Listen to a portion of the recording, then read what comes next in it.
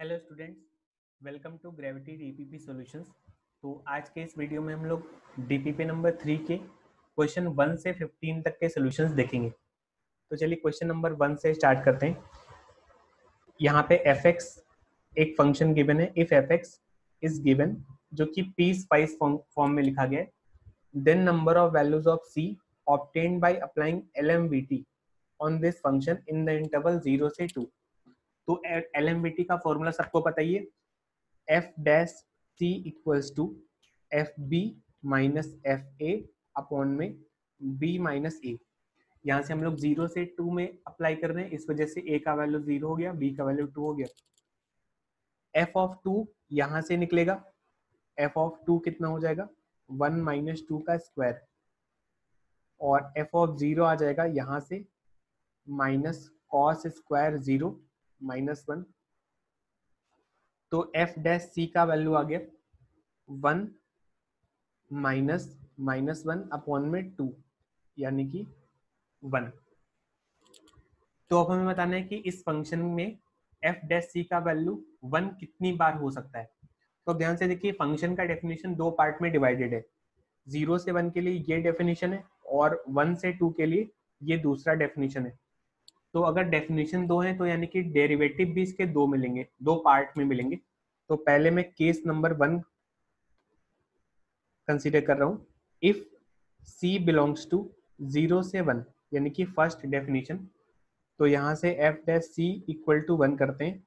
तो इसको अगर डिफ्रेंशिएट करेंगे तो आ जाएगा minus 2 cos pi x by 2, x की जगह पे सी पुट कर दिया।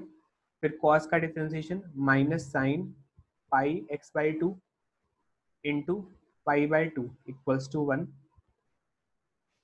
2 by pi equals to, minus से minus cancel, 2 cos pi c by 2 into sine pi c by 2। 2 sine theta cos theta, यह गया साइन 2 थीटा। तो sine pi c equals to 2 by pi. तो अगर सी का वैल्यू 0 से 1 तक लाई करेगा तो साइन पाई सी का वैल्यू पहले 0 से 1 तक जाएगा, फिर 1 से वापस 0 तक आ जाएगा। साइन पाई 0 होता है। अगर हम लोग ग्राफ से भी देखें तो साइन पाई एक्स का graph with respect to X कुछ ऐसा दिखाई देगा। साइन पाई एक्स का ग्राफ 0 से 1 में कुछ ऐसा आ गया, और ये y equals to 2 by pi straight line को दो पॉइंट्स पे कट करेगा। यानी कि हम बोल सकते हैं कि 0 से 1 के इंटरवल में इस इक्वेशन के दो सॉल्यूशंस होंगे, यानी कि यहाँ से c के दो वैल्यूज मिलेंगे, टू वैल्यूज फ्रॉम केस 1। इसी तरह से अगर केस नंबर 2 की बात करें, इफ c बिलोंग्स टू 1 से 2, तो 1 से 2 में फंक्शन का डेफिनेशन क्या था, ये डेफिनेशन था 1 माइनस एक्स का होल स्क्वायर। तो यहाँ से अगर मैं एफ डैश ऑफ सी का वैल्यू 1 करता हूँ तो आ जाएगा 2 times 1 minus C into minus 1 equals to 1। तो यहाँ से आ गया c minus 1 equals to 1 by 2, c equals to 3 by 2। और ये वैल्यू 1 और 2 के बीच में लाई भी कर रहा है, इस वजह से एक्सेप्ट कर लेंगे। तो हमें एक वैल्यू यहाँ से मिल गया। तो केस नंबर 1 से दो वैल्यूज और केस नंबर 2 से एक वैल्यू, टोटल मिला के हमें मिल गए 3 वैल्यूज। तो ऑप्शन सी करेक्ट हो जाएगा। तो आगे बढ़ते हैं question number 2। Let fx is a differentiable function and g be the graph of fx. Let p a comma f a is a point on the graph closest to 0 0 then। तो सबसे पहले एक फंक्शन का एक graph बना लेते हैं question को अच्छे से समझने के लिए। ये function y equal to F X का ग्राफ आ गया। अब हमें बोला जा रहा है कि इस ग्राफ पे जो भी पॉइंट ओरिजिन से क्लोजेस्ट है, यानी कि जो पॉइंट ओरिजिन से नियरेस्ट है, उस पॉइंट के कोऑर्डिनेट्स हैं a कॉमा एफ ए। तो अगर मैं इस फंक्शन के ग्राफ में अलग अलग पॉइंट्स लूंगा तो डिस्टेंस भी मुझे अलग अलग मिल सकता है। तो अगर मैं डिस्टेंस को as a function of X बना लूं और उसको मैं बोलूं कि वो मिनिमम कहाँ पे होगा, तो हमें क्वेश्चन में दे रखा है कि a comma F A point जो है वो नियरेस्ट है ओरिजिन से, यानी कि जो डिस्टेंस का फंक्शन होगा वो a पे मिनिमम होगा, यानी कि उसका डेरिवेटिव ए पॉइंट पे 0 हो जाएगा। तो सबसे पहले डिस्टेंस लिखते हैं। जनरल पॉइंट कितना हो गया इस फंक्शन के ग्राफ पे, x कॉमा एफ एक्स, और ओरिजिन है 0,0। तो x कॉमा एफ एक्स का 0,0 से डिस्टेंस आ गया under root of X square plus F X का स्क्वायर। ठीक है, दोनों साइड स्क्वायरिंग कर दिया।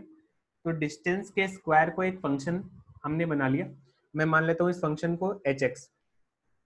अब हमें दे रखा है कि point A comma F A पे डिस्टेंस जो है वो मिनिमम है, यानी कि डिस्टेंस का स्क्वायर भी मिनिमम होगा, because distance is always positive. तो हम बोल सकते हैं H dash of A will be 0।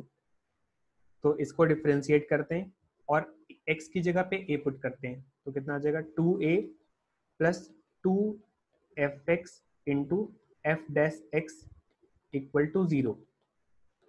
तो f a into F dash of a आ गया माइनस ए, यानी कि b option is the correct. तो नेक्स्ट क्वेश्चन है क्वेश्चन नंबर 3। यहाँ पे एक फंक्शन गिवन है f x equal to x cube plus log base 2 x plus root x square plus 1। अब इन दोनों फंक्शंस के बारे में हमें कुछ बातें पता होनी चाहिए, जैसे कि एक्स क्यूब, अगर मैं डोमेन की बात करूं सबसे पहले, तो एक्स क्यूब का डोमेन होता है ऑल रियल नंबर्स, और log base 2 x plus root x square plus 1 इसका डोमेन भी ऑल रियल नंबर्स होता है। इन दोनों फंक्शंस में एक और सिमिलरिटी है, एक्स क्यूब भी अपने डोमेन में ऑलवेज इंक्रीजिंग होता है, और ये जो दूसरा फंक्शन लिखा हुआ है ये भी अपने डोमेन में ऑलवेज इंक्रीजिंग होता है। ठीक है, आप इसको डिफरेंशिएट करके देख सकते हैं, ऑलवेज ग्रेटर देन और इक्वल टू 0 आएगा। ठीक है, और तीसरा पॉइंट जो हमें पता होना चाहिए इन दोनों फंक्शंस के बारे में, मेरे ख्याल से सबको पता भी होगा, वो बात है कि ये दोनों फंक्शंस ही ऑड फंक्शंस है। ठीक है, तो ये बेसिकली स्टैंडर्ड फंक्शंस है और इसके बारे में ये बेसिक बातें हमें पता होनी चाहिए। तो क्योंकि दोनों ही फंक्शंस इंक्रीजिंग है और दोनों ही फंक्शंस ऑड है, तो हम बोल सकते हैं कि दोनों का जो सम आएगा वो भी एक ऑड फंक्शन होगा और इंक्रीजिंग फंक्शन होगा। तो अब हमें एक रिलेशन गिवन है f a plus f b is greater than और इक्वल टू 0। तो यहाँ से लिख सकते हैं f a is greater than और equal to minus f b. अब क्योंकि ये फंक्शन ऑड है तो माइनस ऑफ एफ बी को लिख सकते हैं एफ ऑफ माइनस बी, और ये फंक्शन इंक्रीजिंग भी है, तो इंक्रीजिंग होने की वजह से हम बोल सकते हैं a इज ग्रेटर देन और इक्वल टू माइनस बी, यानी कि a plus b is greater than और इक्वल टू 0, यानी कि option number 1 is the correct answer. तो आगे बढ़ते हैं क्वेश्चन नंबर 4। गिवन है इफ थीटा बिलोंग्स टू 0 से 5 pi and r is any real number. फिर एक इक्वेशन लिखा है, then number of possible pairs of r comma theta. अब इस फंक्शन में, इस इक्वेशन में ध्यान से देखिए, लेफ्ट साइड में तो थीटा का फंक्शन है, लेफ्ट साइड थीटा पे डिपेंडेंट है, और राइट साइड में सिर्फ r दिख रहा है, तो राइट साइड r का फंक्शन है। तो जब भी ऐसा हमें इक्वेशन दिया जाए जिसमें लेफ्ट साइड और राइट साइड अलग अलग इंडिपेंडेंट वेरिएबल्स प्रेजेंट हो, तो उस क्वेश्चन में, उस इक्वेशन में सॉल्यूशन तभी आ सकता है जब लेफ्ट हैंड साइड और राइट हैंड साइड का रेंज मैच करे। ठीक है, अगर लेफ्ट हैंड साइड का रेंज और राइट हैंड साइड का रेंज मैच कर रहा है तो फिर हमें सॉल्यूशन मिल सकता है। अगर लेफ्ट हैंड साइड और राइट हैंड साइड का रेंज मैच नहीं कर रहा है, यानी कि कोई भी पॉइंट कॉमन नहीं रेंज में, तो उस केस में हम बोलेंगे कि कोई भी सॉल्यूशन नहीं होगा। तो सबसे पहले अगर मैं लेफ्ट हैंड साइड के रेंज की बात करूं तो 2 sin थीटा का रेंज होता है -2 से 2। तो अगर सॉल्यूशन मिल पाएगा तो इसी इंटरवल में मिल पाएगा, यानी कि राइट हैंड साइड की वैल्यू को भी -2 से 2 के बीच में होना चाहिए। अगर राइट हैंड साइड 2 से ज्यादा हो जाता है तो भी सोल्यूशन नहीं मिल पाएगा, और राइट हैंड साइड -2 से कम हो जाता है तो भी सोल्यूशन नहीं मिल पाएगा। तो मैं लिखूंगा r की power 4 -2r square plus 3 must lie between -2 से 2 to get the solution. Perfect square बन रहा है यहाँ पे, आर स्क्वायर का स्क्वायर -2r स्क्वायर प्लस 1 प्लस 2 बिलोंग्स टू -2 से 2, आर स्क्वायर -1 का whole square plus 2 belongs to -2 से 2। सारे टर्म्स में से 2 सब्ट्रैक्ट करते हैं, तो आर स्क्वायर -1 का whole square is greater than और equal to -4 and less than और इक्वल टू 0। ठीक है, तो अब आर स्क्वायर -1 एक परफेक्ट स्क्वायर है और इसका वैल्यू 0 से कम तो हो ही नहीं सकता। तो यहाँ पे एक ही पॉसिबिलिटी है कि यहाँ पे इक्वलिटी होल्ड कर जाए। तो आर स्क्वायर -1 इक्वल्स टू 0, यानी कि आर इक्वल टू 1 ± 1।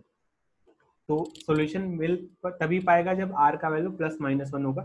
अच्छा, आर का वैल्यू ±1 होगा तो ध्यान से देखिए यहाँ पे राइट हैंड साइड हमारा कितना आ जाएगा, 1 - 2 + 3, यानी कि 2 आ जाएगा। तो left hand side 2 sin theta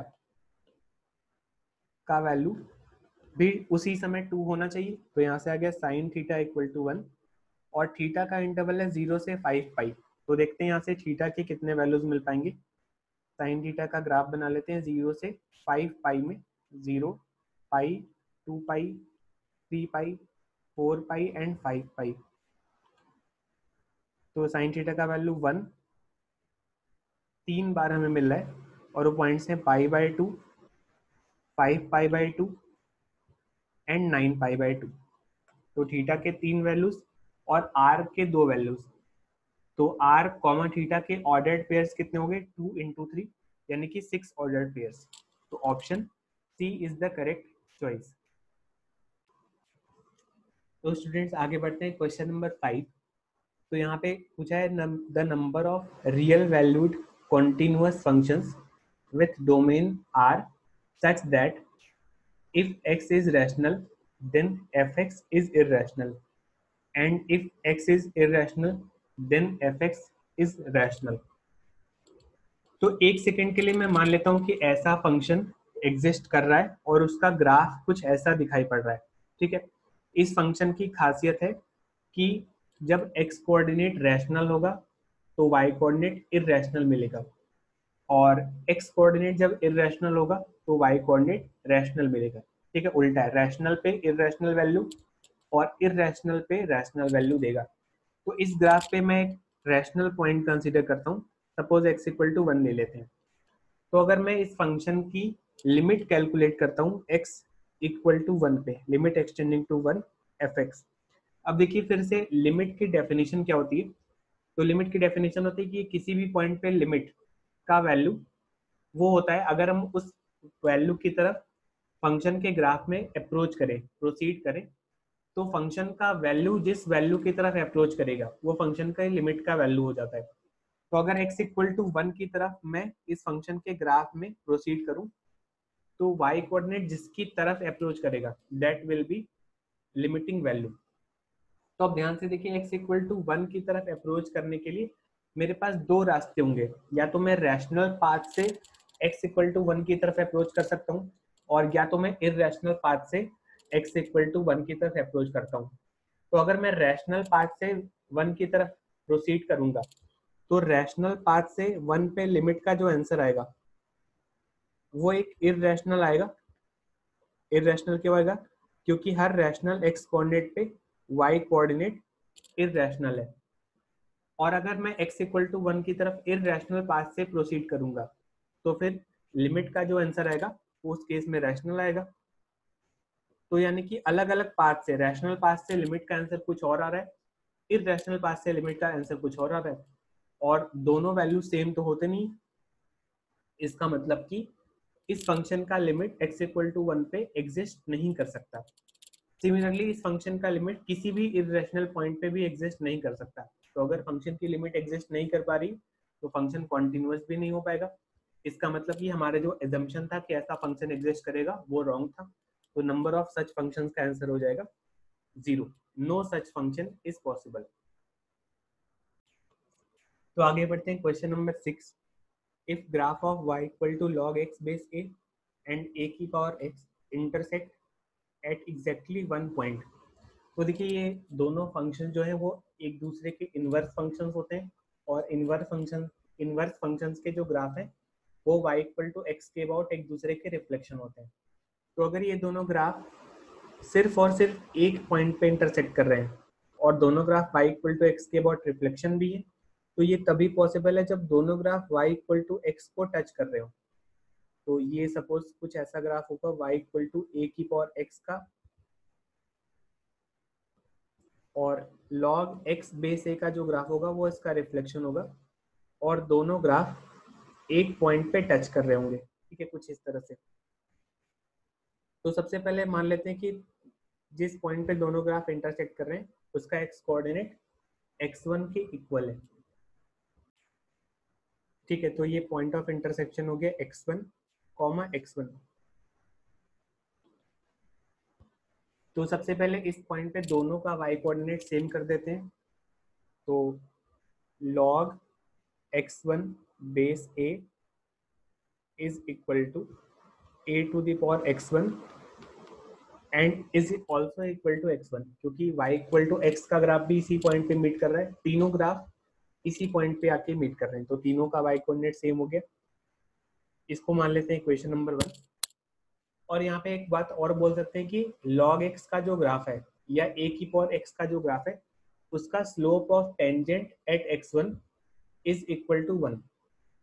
तो अगर मैं log x बेस a को डिफ्रेंशिएट करूं या a की पावर x को डिफ्रेंशिएट करूं, तो a की पावर x को डिफ्रेंशिएट करने से कितना आएगा, a to the power x log a, और x1 पॉइंट पे इसका डेरिवेटिव का वैल्यू 1 के बराबर होना चाहिए। तो यहाँ से a to the power x1 का वैल्यू आ गया 1 by log a। Equation number 1 और 2 को हमें सॉल्व करना है। तो इक्वेशन नंबर 1 से लिखते हैं। इक्वेशन नंबर 1 में देखिए log x1 अपॉन में log a। ठीक है, इस टर्म को लिख सकते हैं log x1 अपॉन में log a is equal to a की पावर x1। क्रॉस मल्टीप्लाई करेंगे तो log x1 आ जाएगा a to the power x1 log a, और a to the power x1 log a की वैल्यू इक्वेशन नंबर 2 से 1 के इक्वल है, तो यहाँ से x1 आ गया e।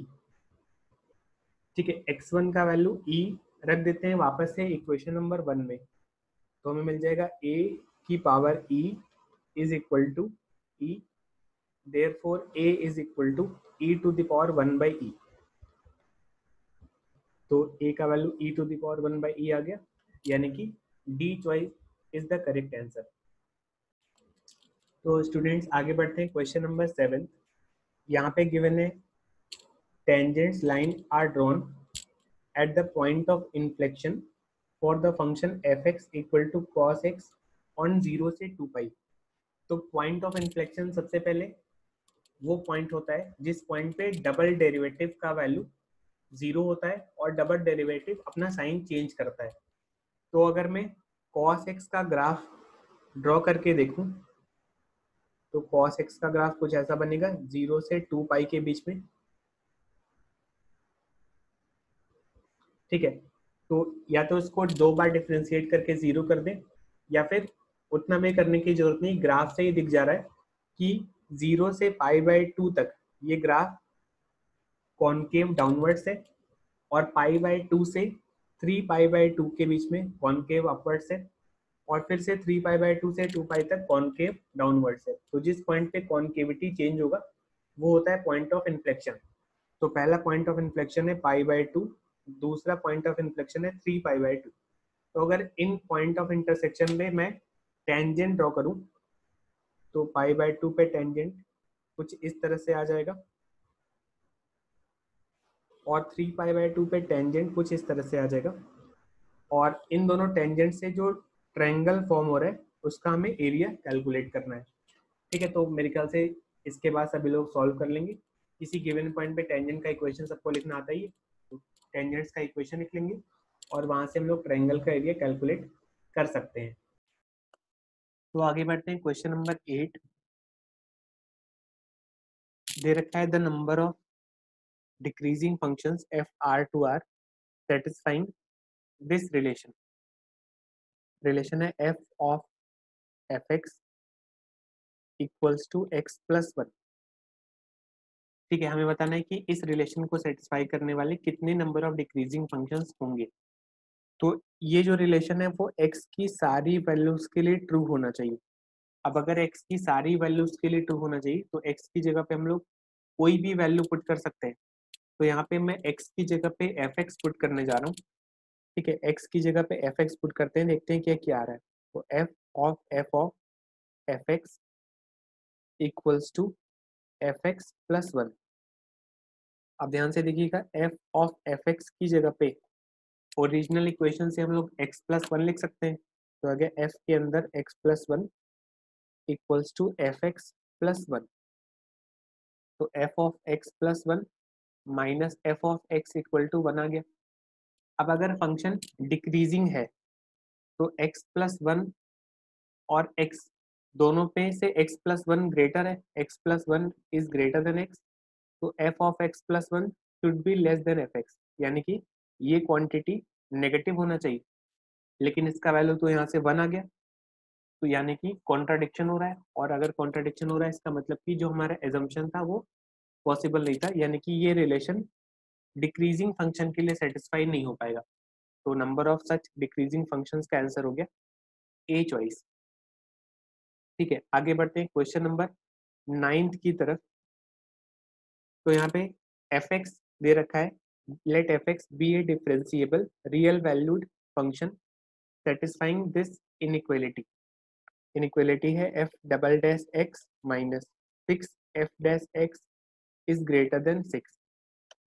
ठीक है, ये एक स्टैंडर्ड फॉर्म है और जेई में इस पे कई बार क्वेश्चन आ चुका है। इस फॉर्म के लिए हमें पता होना चाहिए इंटीग्रेटिंग फैक्टर क्या होता है। तो इस फॉर्म के लिए इंटीग्रेटिंग फैक्टर ई की पावर माइनस सिक्स एक्स होगा। इस केस में ई की पावर माइनस सिक्स एक्स से दोनों साइड मल्टीप्लाई करते हैं, तो यहाँ से आ गया राइट साइड में ई की power minus six x multiplied by six. Left side को लिख सकते हैं differentiation of E to the power minus six X into F dash X, और राइट साइड को लिख सकते हैं D by D X of कितना, माइनस ई की power minus six X. D by D X common लिया तो आगे ई की पावर माइनस सिक्स एक्स, ये भी common, F dash x plus one is greater than zero, यानी कि इस पार्ट का D by D x greater than zero है। तो अगर मैं इस पार्ट को सपोज कर लेता हूँ एच एक्स, तो एच एक्स का डिफरेंशिएशन पॉजिटिव है। इसका मतलब यहाँ से कंक्लूड कर सकते हैं कि एच एक्स फंक्शन कैसा होगा, इंक्रीजिंग फंक्शन होगा, क्योंकि डेरिवेटिव इसका पॉजिटिव है। तो एच एक्स फंक्शन अगर इंक्रीजिंग है तो हम बोलेंगे फॉर एक्स ग्रेटर देन और equal to zero H X should be greater than और इक्वल टू एच जीरो। ठीक है, अच्छा इस फंक्शन में अगर मैं एच जीरो निकालता हूँ, एच जीरो कितना आएगा, ई की power zero into F dash of zero plus one. Question में f dash zero minus one दे रखा है, तो इसका वैल्यू जीरो आ गया। तो H x is greater than और इक्वल टू जीरो। ठीक है, तो एक्स ग्रेटर देन जीरो के लिए एच एक्स का वैल्यू ग्रेटर देन और इक्वल टू जीरो आ रहा है, यानी कि ई की power minus six x multiplied by F dash x plus one is greater than और इक्वल टू जीरो। इसमें से ये वाला पार्ट तो ऑलवेज ही नॉन नेगेटिव होता है, तो हम बोल सकते हैं कि F dash x plus one should also be non negative. F dash x plus one किसका डिफ्रेंसिएशन है, ये एफ एक्स प्लस एक्स का डिफ्रेंसिएशन है। तो एफ एक्स प्लस एक्स का डिफ्रेंसिएशन ग्रेटर देन और इक्वल टू जीरो है, यानी कि एफ एक्स प्लस एक्स को अगर जी एक्स मान ले तो D by D X of G X is greater than और इक्वल टू जीरो, यानी कि जी एक्स जो है वो इंक्रीजिंग फंक्शन हो जाएगा। क्वेश्चन में यही जी एक्स लिया गया था, इसका मतलब कि जी एक्स का आंसर हो गया increasing for X greater than और इक्वल टू जीरो, यानी कि a choice is the correct. आगे बढ़ते हैं क्वेश्चन नंबर 10 की तरफ। तो क्वेश्चन नंबर 10 मेरे क्वेश्चन सबने पढ़ लिया है। इस क्वेश्चन में दे रखा है कि एक रिवर है जिसका वेट है 1 किलोमीटर। पी पॉइंट पे एक पर्सन खड़ा है और उस पर्सन को पॉइंट आर तक जाना है। ठीक है, point P, point Q, point R. Point Q से पॉइंट आर का डिस्टेंस भी 1 किलोमीटर है। ठीक है, पर्सन कुछ डिस्टेंस रिवर में स्विम करके डिस्टेंस ट्रेवल करेगा और बाकी डिस्टेंस जो है वो ग्राउंड पे ट्रेवल करेगा। स्विमिंग करते समय उसका जो स्पीड है वो 3 है, और वॉकिंग करते समय जो स्पीड है वो, और सॉरी, स्विमिंग करते समय स्पीड 2 है और वॉक करते समय स्पीड 3 है। तो मिनिमम टाइम कितना लगेगा ये बताना है। तो मान लेते हैं कि स्विम करते हुए वो पॉइंट पी से पॉइंट एस तक जाएगा, जहाँ पे एस का क्यू से डिस्टेंस एक्स मान लेते हैं। तो ये डिस्टेंस 1 है और ये डिस्टेंस x है। तो पाइथागोरस से पी एस डिस्टेंस कितना हो जाएगा, अंडर रूट में 1 प्लस एक्स स्क्वायर, और फिर s से r का डिस्टेंस हो जाएगा 1 माइनस एक्स। तो अब मैं p से r तक जाते समय टोटल टाइम लिखता हूँ। टोटल टाइम हो जाएगा p से s तक जाने में डिस्टेंस कितना है, 1 रूट 1 प्लस एक्स स्क्वायर, और स्विम करते समय स्पीड कितना है 2, प्लस वॉक करने वाला जो डिस्टेंस है वो है 1 माइनस एक्स, और वॉक करते समय स्पीड है 3। तो ये हो गया total time. Total time x के फंक्शन में आ गया, और हमें टाइम को मिनिमाइज करना है, तो बस हमें इस फंक्शन को मिनिमाइज करना है x के रिस्पेक्ट में। तो बस कुछ नहीं करना है, डिफ्रेंशिएट करके 0 कर देंगे, यहाँ से आंसर आ जाएगा। मेरे ख्याल से इसके बाद सभी स्टूडेंट सॉल्व कर लेंगे। तो आगे बढ़ते हैं question number 11। There are 50 machines in a factory, और हर मशीन डेली 1000 बोल्ट्स प्रोड्यूस करता है। ठीक है, फिर आगे दे रखा है for each additional machine installed the output per machine drops by 10 volts. तो अगर हम लोग एक मशीन एक्स्ट्रा इंस्टॉल करेंगे तो पहले से और सभी मशीन्स का जो आउटपुट है वो 10 वोल्ट्स कम हो जाएगा। ठीक है, तो अगर हमने सपोज 50 मशीन्स रखे तो हर मशीन का आउटपुट होगा 1000 वोल्ट्स पर डे। अगर हमने एक मशीन एक्स्ट्रा ले लिया, 51 मशीन्स कर दी, तो फिर हर मशीन का आउटपुट 10 वोल्ट्स कम हो जाएगा, तो हर मशीन का आउटपुट हो जाएगा 990 वोल्ट्स। ठीक है, तो पूछा गया कि अगर हमने टोटल कितने मशीन्स और इंस्टॉल करने चाहिए सो दैट मैक्सिमम आउटपुट हमें मिल सके। तो मान लेते हैं कि हमें x number of machines install करने चाहिए। तो टोटल नंबर ऑफ मशीन्स हो गए 50 पहले से थे, और x हमने इंस्टॉल कर ली 50 प्लस x। और अगर हमने x number of machines install किए तो अब हर मशीन का जो डेली आउटपुट आएगा वो आ जाएगा 1000 माइनस 10 टाइम्स x। ठीक है, तो ये हो गया टोटल आउटपुट, और ये भी x के फंक्शन में आ रहा है। अगर हमें टोटल आउटपुट को मैक्सिमाइज करना है तो बस कुछ नहीं करना है, इसको डिफ्रेंशिएट करके 0 कर देंगे, और वहां से हम लोग इसको मैक्सिमाइज कर सकते हैं। तो आगे बढ़ते हैं क्वेश्चन नंबर 12। यहाँ पे एक रिलेशन हमें गिवन है, then maximum value of X Y is. तो ध्यान से देखिए, इस क्वेश्चन में मैं एक नंबर कंसीडर करता हूँ ए स्क्वायर एक्स 4, और दूसरा नंबर है बी स्क्वायर वाई 4, और हमें दोनों का सम का वैल्यू क्वेश्चन में दे रखा है सी टू द पावर 6। तो अगर हम इन दोनों नंबर्स पे A M G M inequality apply करें तो this plus this by 2 is greater than और equal to under root of product of the numbers.